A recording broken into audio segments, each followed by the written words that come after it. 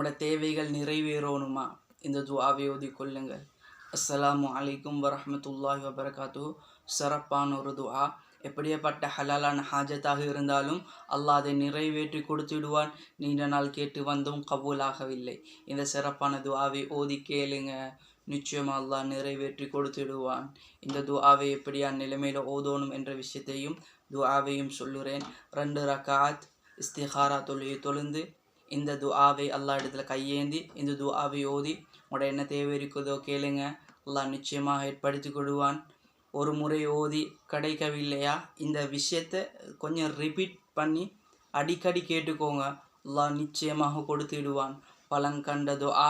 ஒரு சஹாபிக்கு நடந்த சம்பவம். அல்லாஹ் தாலா அவங்களுடைய ஹாஜத்துகளை கூட அல்லாஹ் நிறைவேற்றி கொடுத்தான். அப்படியேப்பட்ட துஆவாக இருந்து கொண்டிருக்குது.